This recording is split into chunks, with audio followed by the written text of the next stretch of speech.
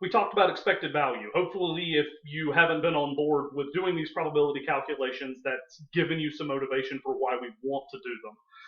So I want to move into talking about what we call conditional probabilities. So we're actually going back a bit in terms of means of getting at an event's probability. So the idea behind what we're doing here is imagine that you get some extra information, essentially. In particular, you know that some other event has already occurred before you try to figure out how likely your target event is to happen. So the notation here kind of looks a little funny. So we've got probability of, I read this as B given A. So so this is the thing we're actually interested in. This is like the target event. This A is the given information. I know that may feel a little backward, so I like to, spell it out. So you know this has already happened. Given that piece of information, how likely is it that event B ends up occurring? So hopefully that makes sense.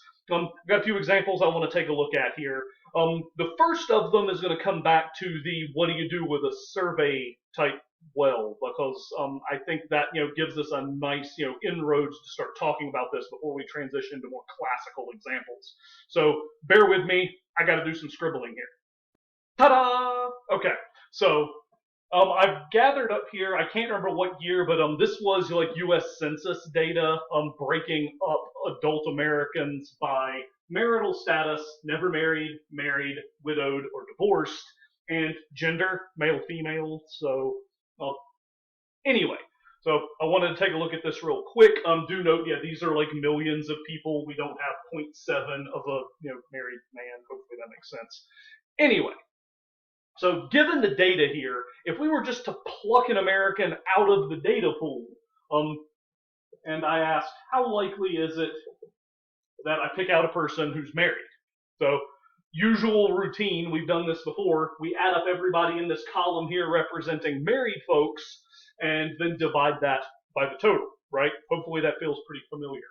So if I add up these two guys here, I get 129.9. When I added up everything in the chart, I got 235.8. And those are kind of weird numbers, so I converted it to a decimal and got 0.551. So a little more than a 55% chance that we pick out somebody who's married. And that kind of stands to reason if you look at the weight of the numbers here. All right. So now, suppose you were looking through survey, census forms that had come back in. I don't really think they do this, but bear with me. And you happen to notice the gender entry for this particular person taking the census, before you see the bit on marital status. So for what it's worth, what if it turned out that the person was female? So what's the probability now that we know the person is female, that they are in fact married? As I should say she at that point. Anyway, so at this stage, we've basically restricted our data set in some sense. We no longer need to worry about the folks in the top row here because they're not female. So we can just zero in on these right here and work out the arithmetic from there. So now we only have 65.2 million married females. So that goes up top. And then down below, I just need to total up everyone in the female row here, which when I worked that out, I got 121.3. Okay? So there's that. And that changes things up a touch because that looks like 0.538. So again, knowing that our person is female restricts us to these values, and that's where I'm drawing the stuff from as far as the probability goes. And you can tell it did make a bit of a change here. It's not quite 2%, 2 percentage points less likely that our person is married once we know their gender. All right, what if we go in the other direction? Like I said, I like playing around with this. Now, so keep in mind, arranged in this order, this is the probability that our person is female given that they're married. That feels weird because it's been a while since I looked at the census forms. My wife filled ours out online, so I can't remember. Anyway, So we know that the person is married. How likely is it that we've ended up getting a female? All right. So now we're restricting ourselves to this. We're only worried about the married folks in our survey. So this column is now our world as far as the calculations go. So the females inside this column, that's the 65.2 again. Now when we work out the total of these guys, well, we did it before, right? It's this 129.9. So we have 65.2 divided by 129.9. And when I worked that out, I got approximately 0.502. So ever so slightly higher than 50% chance that our respondent is female. Okay, so like I said, so that's the idea with survey data. These conditional probabilities really just boil down to figuring out some clever way to ignore parts of the data set. In the first case, we could block out the top row. In this case, we basically got rid of everything but that one column of married respondents.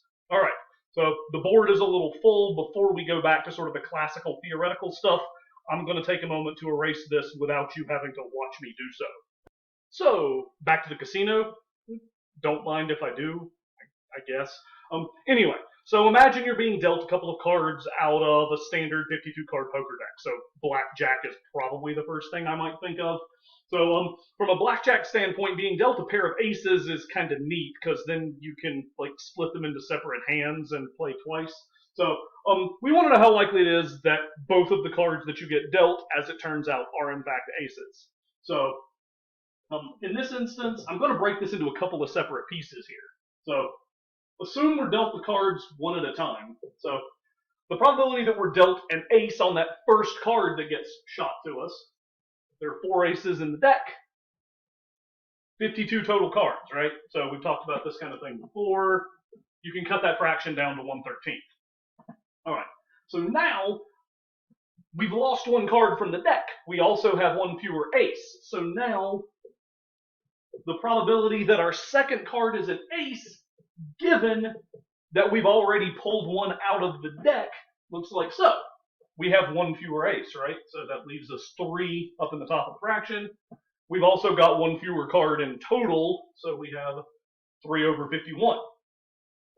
So that cuts down to a 1/17 if I'm doing my arithmetic right. Now the question you might have at this point is, how do I put these two results together? And as it turns out, it's something we haven't really had to work with all that much. So it turns out there's something that we'll sometimes refer to as a product rule for calculating probabilities. So you can sort of imagine yourself multiplying down a chain, essentially. So the probability that we get 2 aces is going to look like the probability of the first event in the chain, that first ace, times the conditional probability of the next event after that. So the probability of our first ace times the probability of that second ace, given that we've already pulled the first one out of the deck. So we've already worked out these values, so we can toss them in readily enough. We had 1/13 for that first guy, 1/17 for the second.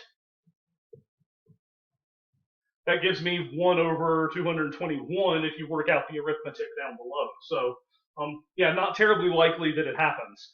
So, yeah, that's an example of this product rule in action. It actually stacks up if you've got further chains of events, but we're not going to need to worry about that for the purposes of Math 107. So, probability of first event times conditional probability of the second event, given that the first one's already happened. All right, so I've got one more example I want to take a look at here. And I kind of go into Forrest Gump mode at this point. So imagine you've got some sort of candy box sitting at I always describe this to students as imagine it's a family gathering at your grandparents' house. And my grandparents always had a Whitman sampler kind of thing sitting around at that point with the candies with the different types. They often come with a chart that tells you what candy is which. We usually manage to lose that, so I'd be drawing blind. In any case, I've given in the slides the layout of this particular candy box. So we've got 30 candies in total. 5 of them are filled with coconut. 10 of them are filled with caramel. And then 15 have a chocolate fudge in the center. So they're essentially all chocolate. All right. So of those 3 options, I really, really like coconut the least. Seriously, if you saw me eating something with coconut in it, you'd think I was having some sort of like deadly allergic reaction. It's bad. So anyway, so imagine that I'm at a family get together. I come through the door. Woo, candy! I reach into the box. I eat a candy. It's got coconut in it. Oh crap! Because I don't like wasting food, I end up choking the thing down. So the likelihood that first coconut candy happened, there were 5 in the box in total, out of 30 possible candies in all told. So 1/6 if you want to reduce it down. Okay, so then I'm a glutton for punishment. All right, that could have gone better. Let me grab a second one. And oh heavens, it turns out I've managed to grab yet another coconut. How unlikely is this? So kind of the same setting. There's 1 fewer coconut candy in the box. I was a good boy and ate it even though I despise it. So there's 4 down. 1 total candy has also been taken out of the box. So I have 4/29. All right. Since these things are happening in a chain, I can use that product rule. So the probability they're both coconut is this first probability, 1/6, times that second probability of 4/29. You can play around with this. If you had a decimal, that's okay. I actually got out of this a relatively clean fraction, 2/87. So yeah, that's not a terribly likely circumstance. I was pretty unlucky if you ask me. All right, so I want to play around with this candy box example a bit more, but I'm short on time in this video, so keep on watching.